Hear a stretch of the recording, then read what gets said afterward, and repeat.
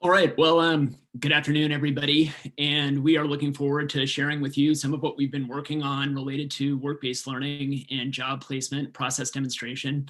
We're also, really looking forward to questions and any feedback that you might have that we think are going to, will really help us to refine and improve the processes that we have at Palomar.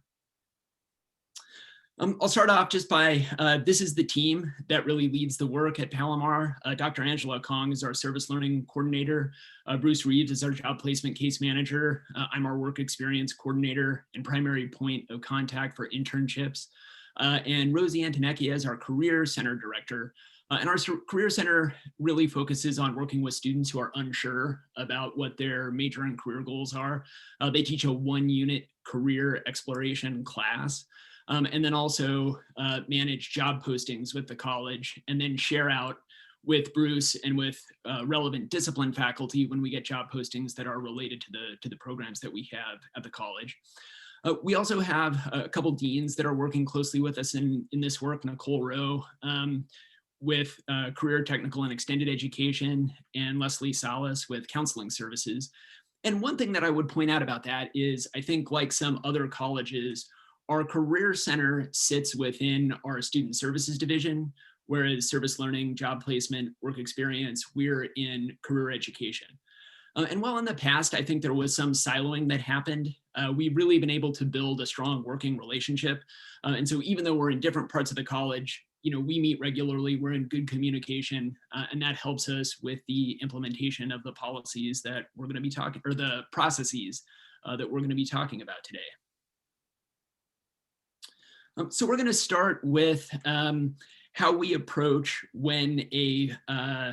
how we engage with different faculty members about work-based learning, and looking at the example of a seasoned career education faculty member who might be interested in adding an internship to their coursework. So the conversation would begin between myself and that faculty member. We would check to see if we've got any existing internship contacts that might fit their needs. If we don't, then there are a couple steps that we would take, right? We would start by doing kind of a brainstorming session to get a sense of what types of companies or employers would be a good fit for their needs. From there, we would, following the guiding principles, we would reach out to the appropriate regional director to see if they have leads or contacts that they would recommend. We'd also look to other partners like chambers of commerce, the EDC. We'll look on LinkedIn, Indeed, to try to build those relationships. Once we've identified the partner employer, from there we would work to define the scope of the internship or work-based learning activity. In the case of an internship, we have a form that we would fill out with the employer that outlines things like the primary responsibilities of the internship, minimum qualifications, who the supervisor, what supervision and mentorship for the student is going to look like. We talk about potential learning objectives and make sure to capture contact information for the company. And also on that form, we ask them if they have an existing contact at Palomar College, just so we can, if they do, we can loop that person into the conversation. Once the activity is defined, then we'll work with students to apply. And once a student is, kind of accepted or placed in the internship, that would be our second data collection point. And there we would track that the student was placed in the internship, what the internship is, and then we have some survey data that the student completes at the end, where we ask whether the experience helped them to clarify career goals, develop or improve relevant career skills, and then whether it helped lead to a permanent position. One quick note on data collection, and I will say, I think, again, this is a experience not unique to us. That is a challenge. We don't have a centralized system where all of this data is getting stored at this point. We've got kind of one for job placement, one for service learning, one for internships, for example. And now I'm going to turn it over to Angela to talk about what the process looks like with service learning. And this would be an example of engaging a, kind of a faculty member who might be newer to work-based learning and maybe not on the career education side. Hold on, let me can you hear me? Yes. Can you hear me right now? Sorry, I forgot to unmute myself. So with service learning, I'm not sure if everyone's familiar with service learning, but it is a way for faculty. It's a teaching and learning strategy for faculty to incorporate and integrate community service, meaningful community service work into the classroom by providing a volunteer type experience. So we call it service learning. And so, it's paired with an assignment, right? And, students reflect on their experiences and connect it to uh, concepts and theories that they are learning in the classroom. So it really gives them a hands on type learning. So they are really living it, while they're studying it, they get to apply, those concepts and whatnot. And so basically the process for service, if a faculty member is interested in integrating service learning into their course, I have a faculty counterpart who is also a coordinator. So one or both of us, we would meet with the faculty member to talk about, what it is that they're interested in terms of, their course objectives. Do they have a specific project in mind for their class? So, in terms of the service learning assignments, it could be extra credit assignment, it could be an optional assignment, meaning that it can be for, they can do a paper or they can do service learning hours and do like a quick reflection paper or whatnot, or it could be a required assignment for the students. And so, depending on the needs of the professor, then we move from there. If they have a particular community partner that they want to work with, then we'll take a look at that and see if they come from our community partner list. So we have a community partner list with local nonprofit organizations that we've communicated with, and they share their needs and what they're looking for, the hours, requirements for volunteer and whatnot on that document. And that's a Google document that we have that we share with students and faculty. So depending on if the faculty member has an organization in mind or if they don't, then we reach out to local nonprofits. So depending on the topic of the course, if they want to work with populations in regards to specific social issues, then we'll reach out and do some of that research for them to find the proper fit for their class. If we have a current partnership, then fantastic, because we already have opportunities listed on our community partners list.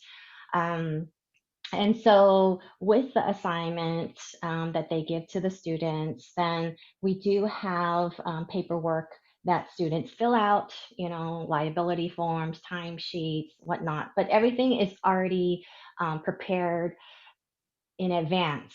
So anytime a professor wants to have a service learning assignment in the class, we're like, okay, here are the resources. We have the community partners list, we have these forms, we have it located in Canvas so they can import it to their Canvas course. And then that's usually how it goes in regards to our process. And every semester, well, prior to COVID, every semester we would hold a service learning fair. So we would invite our community partners on campus, and usually about 30 partners come to campus and then they share their opportunities. So it's a day and we have it like from the morning until the afternoon, and students can visit the tables and we'll provide like an extra credit sheet, for the faculty if they want to give it to the students to kind of, okay, if they go to a table, then, they can get these points and whatnot. And so those are just, some of the side things that we do in regards to trying to garner some interest from students to participate in this work-based learning activity. In terms of the data, we collect data at different points. When students decide that they want to participate in service learning, we have an online registration form. And once they register, they fill out the demographic information and the site that they want to volunteer at. And so we share this with the faculty just in case, faculty wanted to reach out to other students to encourage them to participate in service learning in their classes. And then we also have students at the end of the semester fill out an online completion form. So they're done with their service learning. How was their experience like? How many hours did they complete? Would they do it again? Would they recommend it again? Just different questions like that. And so that is just part of the student survey. And then with that student survey, now that we have their student ID numbers and course numbers and things like that, then this past year we submitted that data to institutional research and planning, and we analyzed the data. They analyzed the data for us from 2015 to 2019, and looked at the success and retention rates of how students performed in the classes. And so overall, students did really well. They increased their retention and success by 25%. And especially for disproportionate impact groups, that's even higher, up to 40 to 50%. And so that's basically, what we've been doing, and, just trying to share the information about the impact of this work-based learning activity and kind of sharing it across campus and in presentations and whatnot. So that's basically it. But oftentimes we do get a lot of just faculty members, who just want to have students do a little bit more than just take a class. They want the students to really engage and have that hands-on type experience. I think that's it, Okay, Jason. great. Thank you so much, Mhm. Angela. So next, shifting to looking what the process looks like, kind of coming from the student's perspective. If the student kind of takes the lead in doing outreach about work-based learning, say, for example, a student, or in the scenario in the prompt, we were asked to discuss a student who's reaching out about finding an internship. So I would start by having an appointment with that student. We talk about major interests, career goals, previous experience, work on things like resume, cover letter, interviewing. From there, review our existing internship opportunities. If we don't have an opportunity that's going to fit their needs, then again, we'll start the process of reaching out to potential partners, including the regional director as appropriate. Once we've identified a partner and developed the internship, then it's a matter of assisting the student in applying. And then once the student is accepted, we would place the student in the internship. And the types of data that we collected, it basically mirrors the same process that we went through with the faculty member. We'd kind of define the nature of the internship with that form that we talked about. And then when the student enrolls in a class and participates, we would collect the student participation data there. So this brings up job placement, and I will turn it over to Bruce to talk about our job placement processes. So hi, everyone. So one of the things that we do at job placement is it's kind of evolved, kind of working with every student. We're still working with every program, and so there's one of me for 21,000 students at different campuses and online. So we're mostly online now that are there. So one of the things I did is I came up with some criteria. I worked with our Career Center counselor, Rosie, to say, okay, what is it that we kind of can at least tell students that we're going to need? Because in job placement assistance or even preparing students for jobs, we were finding students were still undecided what they wanted to do, or they didn't have enough experience to get they'd have one automotive class, for example, and now they want to be a lube tech, right? So I came up with some criteria to kind of do an initial screen. And so when they request an appointment, these are some of the questions that they have is, do they have an education plan? Are they pursuing it as certificate or associates, or are they going to transfer? Because a lot of our transfer students really just aren't looking for a career job. They're looking to just build their resume. And sometimes when they transfer, it's just, maybe it's better they do an internship. And then when they get to the four-year university, to do some more, either wait to go over there and do the internships, or then they'll find a job when they're done with their degree that's there. So that was one of the reasons why we put that screening criteria. And then again, having some sense of letting the student know you have to have some things in your major. So the questions that I actually use for them is, beyond your general education, like math and English and sociology, how many units have you completed within your degree or certificate program? So, the idea is that I want to signal to them right away.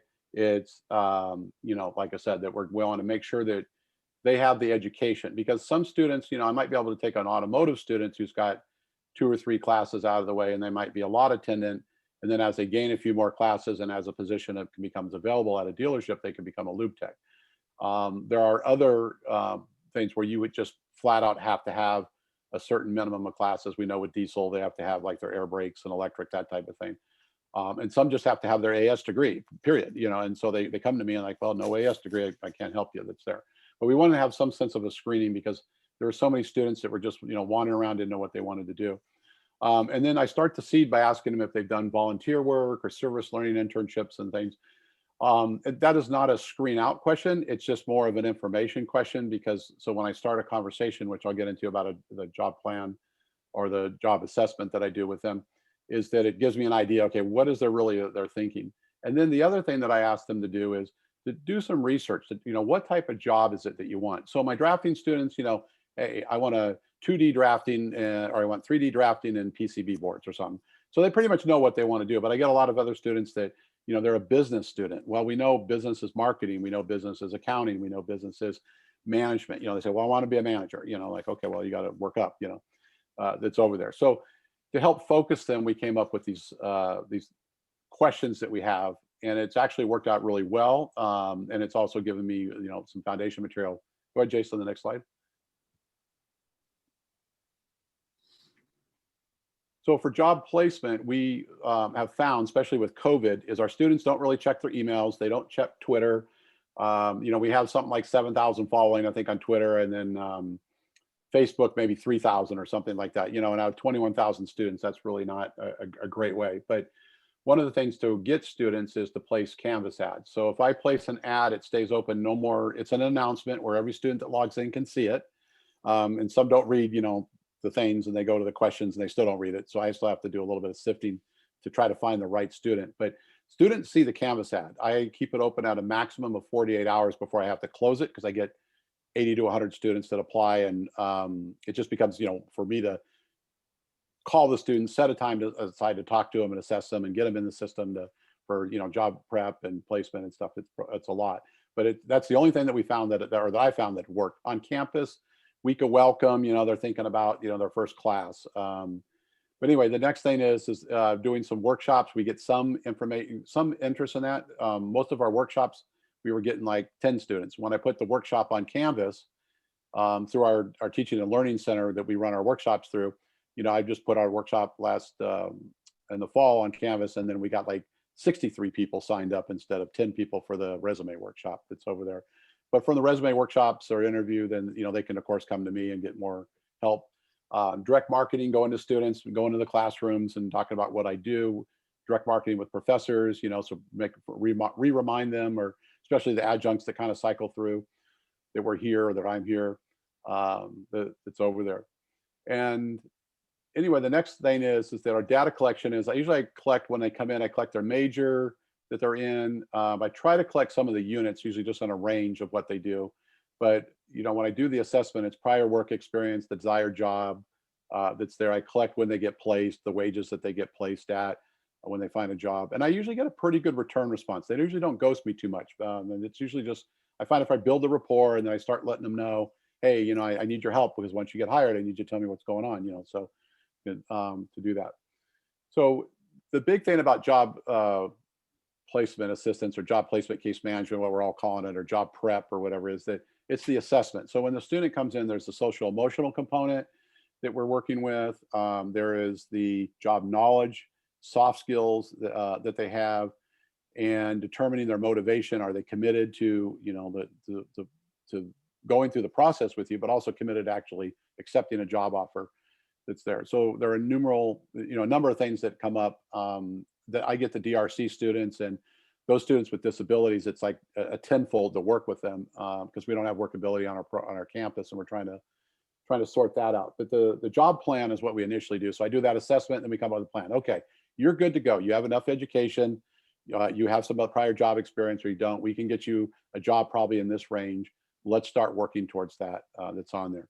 And if they're not ready, you can see the areas that we refer them back to maybe get some more experience. Sometimes if they just get an internship, and finish out the semester, then by the time they're done with the semester, I say, okay, well, I'm keeping your file open.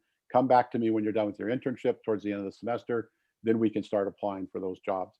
And if they're ready, we start looking, prepping them with the interview, worksheets, resumes, trick questions they ask in interviews, and then start teaching them how to search for jobs, how to apply like on the company websites instead of applying on Indeed, how to clean up if they have an Indeed account or something that has a lot of junk in it, that's there, because a lot of them do have Indeed accounts and they think the way they get a job is just putting up a sterile resume on Indeed and hope somebody, well, they get 200 emails, but out of the 200 emails, they don't realize that 200 other people are getting the same email they just got, right, on Indeed. So kind of educating the students on job boards and the techniques to apply. So then because of there's one of me, the agreement is I will look for you, but I need you to look for yourself. And when they look, then I'll actually work with them a little bit if they need some supports to help them fill out an online application. Because as we know, we get a resume for a student, but with applicant tracking systems, they're kind of tricky. And sometimes students don't use capitals when they should, or something that might get them screened out that we won't want them to get screened out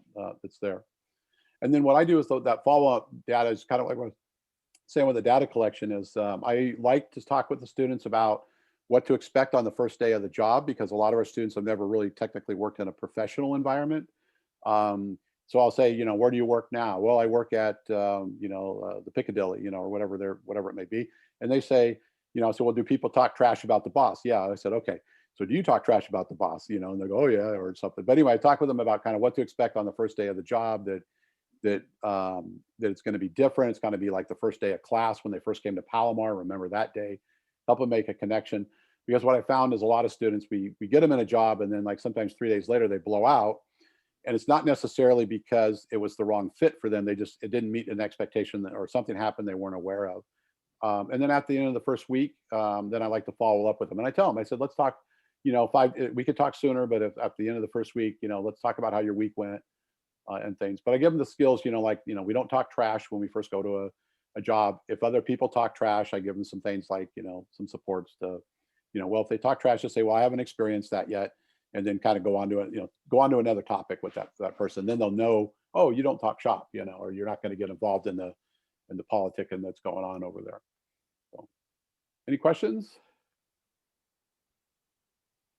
So I do find the students that come to job placement are, as far as equity, I mean, as far as studying, I don't keep track of, nationality, race, or anything, but I think most of us can probably attest in job placement, case management. A lot of the students that come to us need our resources anyway, or they need that equity and or providing that equity to help them understand the job hiring process. And so I do think the right students are coming. I mean, I get male, females, different races and things, but occasionally I'll get somebody that has it together and I meet with them once and they're fine, they get a job or something. But the other students tend to take a lot of more appointments to get them their resume solid, and then teaching them how to look for work and how to read a job advertisement and match it with a resume and things. So cool. Any questions? I'm done. Okay, great. Thanks, Bruce. We'll see. Maybe some more questions will come through as we move forward. So next, our process for employer outreach, and kind of looking at the first scenario of an employer reaching out to the college. How would we handle that? Well, again, as part of that, we would make sure to do our external partner check-in and let the appropriate regional director know, or the appropriate work-based learning and job placement staff at a partner college. In the example of if the college already had an internship somewhere else, and so they're coming to Palomar to look at setting one up here. And really the purpose for that, right, goes back to the guiding principle of, we want to make the process as smooth as possible for the employer. So if we can check in with our partners to find out how things went for them, we can help use that to structure our conversations. Next, of course, we would do our internal check-in to see if we've got, if we have any existing contacts on the campus who've worked with the company. And then if not, we'd make sure to include relevant discipline faculty in those initial meetings, because their expertise is really, really helpful in terms of defining, kind of what the work-based learning opportunity might look like with the employer. Once we get the opportunity defined, we'll go from there to start recruiting students. And we do that through a number of different methods that actually, that Bruce, I think, outlined really well. And we've found the Canvas ads to be particularly effective at recruiting students, as well as just making sure that faculty in the appropriate areas are, pushing it out and sharing it with students who would be a good fit. Then when we get to the stage where students enroll in the internship, the data collection there looks very similar to what we've talked about before. I'd actually point out the two students in this photo participated in an internship that we built through this process with Northrop Grumman. I think Northrop had initially built it with Miracosta, then they approached us to talk about extending the opportunity. And these two students ended up participating in the internship, and there they are on the job from a couple of falls ago, and they had a really positive experience there. Now, if we're doing outreach, if we're the ones initiating the outreach to employers to create a new opportunity, what does that look like? Well, again, we'll check to see if we've got, if we have an existing relationship with the employer. If we do, but maybe we want to contact them about setting up a new type of work-based learning, for example. Maybe we work with them on job placement, but we want to see if they'd be open to internships. That's something we do pretty regularly. We would just make sure that we notify the existing, whoever the primary contact on campus is, so that they're in the loop with us. If we don't have an existing relationship, then we'll go through the process of reaching out through our external partners. We'll work with the employer to develop the opportunity, again, including relevant discipline, faculty as appropriate. From there, we'll work on recruiting students, and then we'll track the data again once students are placed in the work-based learning opportunity. And really that in a nutshell covers the processes that we wanted to go over today. So again, we appreciate the opportunity to present today, and yeah, would love to hear any feedback or questions. Thank you so much, Jason and Angela and Bruce. Any questions for the Palomar team?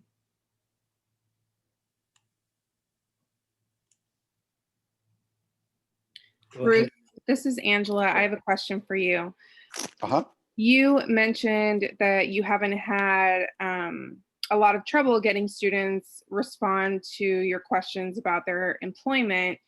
Would you say, like, what percentage would you say that you're getting responses, and have you included any incentives to get them to answer those questions? So no, but what I do is sometimes I've found, well, a couple things. So many of you know that I did 25 years in the probation department, right? And I worked with counseling before that and stuff. So a lot of it's about rapport building. And I start talking with the students right away that when they get a job that, it's important because, hey, they track these things. And most of the students will respond to that. And I don't hound them as much. The worst I have to do is like 2 emails and maybe a phone call. And then I usually do an email and phone call like at the second time, for a second time, so it's like 3 attempts, but only on 2 different days.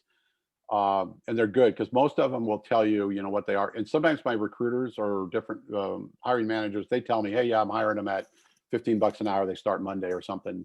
So that's where I've gotten it. But it's rapport building, I think, is the best, and explaining to them the importance of why I need the stats, because sometimes they don't think that. They're like, hey, did you like what we did? Yeah, that's great. I got a job. Thank you.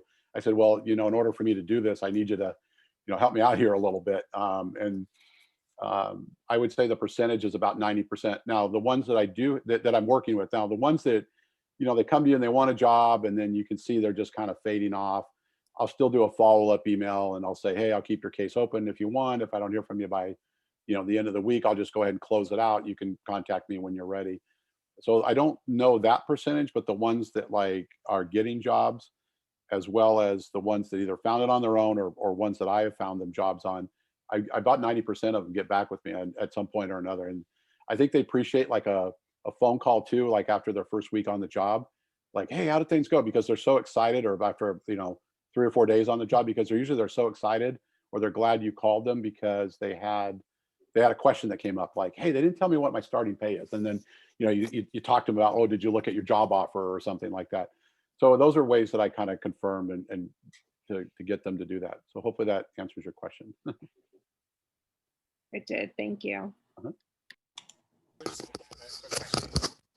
Great presentation. You mentioned you using Canvas ads. I was wondering if Canvas ads is different from Canvas announcements. It is an ad as an announcement. So we're using announcements, but we're putting an ad with a link to like my website to, request an appointment that's there. So I do a quick blurb about what job placement, assistance is. And then when they request an appointment, they do the questions that I outlined kind of in the beginning of the presentation, and then they request the appointment. So that way they do. That's how I get a hold of them. But they hit on those announcements. When they see job placement assistance, especially towards the end of the semester or the middle of the semester is when I usually do it. It's like I said, I opened that up and it was really surprised me. I just said, COVID kind of forces you to kind of change your business model, right? So before I was getting plenty of students, I was always, in the classrooms and with professors and other things. And then I said, well, they're not responding to any other thing that I'm doing. And then I popped the Canvas ad and I just was like, whoa. So I'm like emailing our technology people, pull the ad when I first did it. And then now I'd say, can you set it to run it from time to time, Thanks so much. I have a joint question in regards to that. Are you providing just the HTML script for instructors? How are you actually ensuring that the ad or the announcement is running in the classrooms? So we place the ad so when they log in, or the announcement, whatever, that they see it. The individual instructors can, but we use a tile or like a tile box, and so it has a JPEG of our job placement assistance from Palomar, a little logo that I created, and then it's a narrative, and then they can click on that whole tile to go directly to my website. I have what's done, and if you email me, I can send it to you. But our technology people that run Canvas actually place that for me. So how they embed it in there and stuff, I'm not going to be exactly able to tell you. Sorry. Okay, perfect. Yes, thank you. Well, and actually, maybe one thing I'll add on that, and Bruce, correct me if I'm wrong, but I think, yeah, you work with the technology folks to do the big sort of posting on Canvas to all the students, but we'll also have situations where we've got sort of a specific opportunity. Like a couple of weeks ago, we had one for cabinet and furniture technology. So there, really what we did is we sent the text to the lead faculty for that program. She shared it with other faculty, and they posted it as announcements individually in their classes. And that seems to work pretty well too, because the employer let us know that they were doing interviews last week with some of those students. So we kind of do it both ways. And Jason, did I hear you mention that you're using a similar method to kind of send messages to faculty, like a Canvas ad to let them know of your services? I don't know if that happened in one of our conversations or if you shared that in the presentation. So I was just curious. Oh, yeah, great question.